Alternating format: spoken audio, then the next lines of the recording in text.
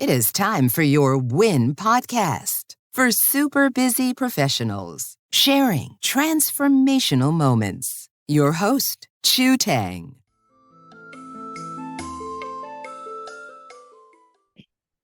Hi, everyone. Welcome back to your WIN podcast. Today, I have a very special friend and guest speaker, Debbie, with us. Welcome, Debbie. Hi, Chu. Thank you. And thank you so much for having me on here today. It's an honor to be here with you. Thank you. It's an honor for us too.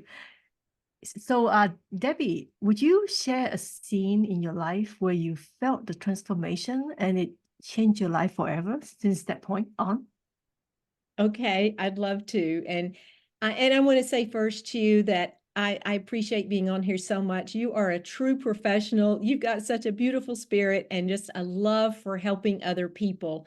And that's why you do these podcasts. So I just want you to know it's a real privilege to be on here with you. Thank you so much. You're welcome. But yes, we all have transformational moments in our lives. And one of those for me happened about 13 years ago when I was at a routine physical at my doctor's office, and they discovered some lab results that were very concerning. So they did some further testing, and my doctor referred me to an oncologist and a hematologist. So just hearing the words that the possibility of cancer or leukemia was very scary. Wow. You know, no one ever wants to hear those words about themselves or anyone else that they love and care about. But I will tell you, it has an extra harsh sound when it's personal. So I admit I was a little scared, but my poor husband was absolutely horrified. And in all honesty, I'm a lot calmer when something's happening to me than I am when it happens to someone I love. Right. A couple of weeks later, I got in to see the oncologist and hematologist, more blood work, of course. And then the doctor told us that I most likely either had a very rare form of chronic leukemia or a blood disorder that was not particularly dangerous. But we had to wait a couple of weeks for all the specialized testing to come back so that we would know the results. So I was convinced that I was okay. My mindset was very good about 95% of the time, but my sweet husband, on the other hand, oh my gosh, he was troubled and he was worried.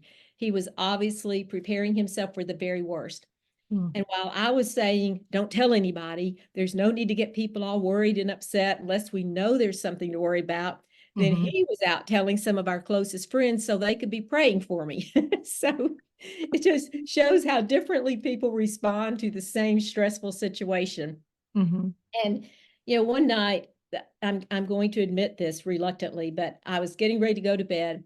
I heard my husband, who was still downstairs watching TV, and I heard him crying and just practically wailing. It was pitiful. It broke my heart, but he was just devastated.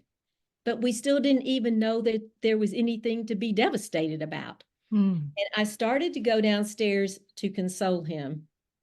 But I'm embarrassed to admit this, but I didn't do that. Instead, I crawled into bed because I didn't want to attend my own pity party. And I guess that's the moment when I started to realize, without consciously intending to do it, I was inwardly working to control my own mindset because all around me seemed a bit uncertain or even possibly dreadful.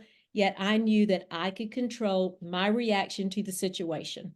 And I was intent on doing that. Now, let me add a word of caution to anybody out there who's listening, who's ever been faced with a potential bad diagnosis. Don't Google it. I mean, Google had me anywhere from being okay with a blood disorder to dying within 5 years or less if it was leukemia. So it's best to just not even look that up because it'll scare you to death.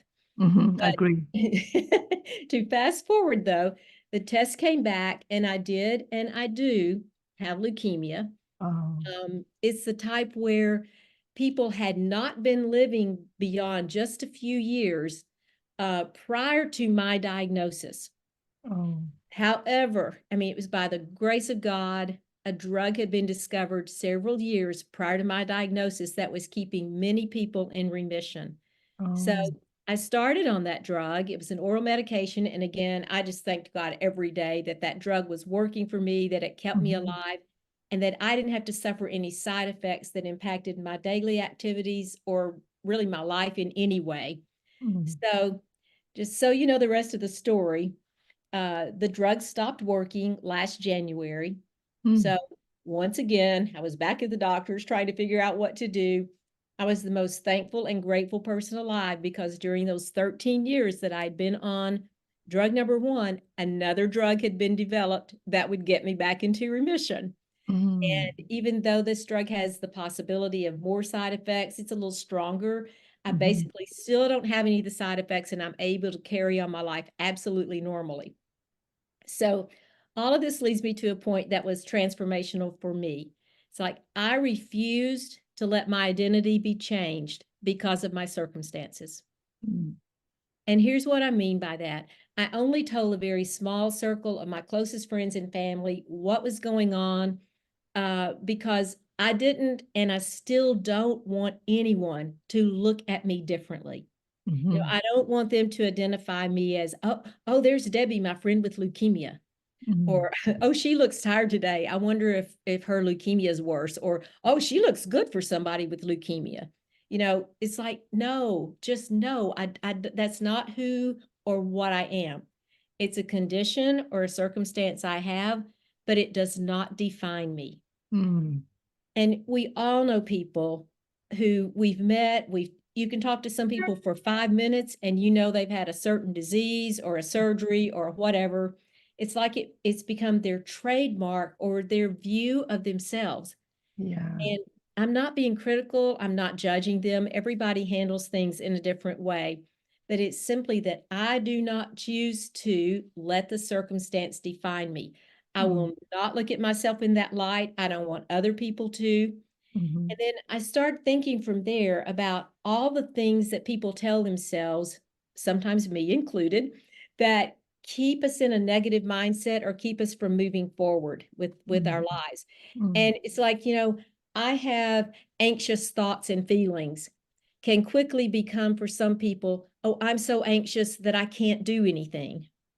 It's like they label themselves as incapable because they have anxious thoughts. They generalize the anxious thoughts into some state or identity that they have. Maybe it's, I can't step out and do anything new because I'm a fearful person.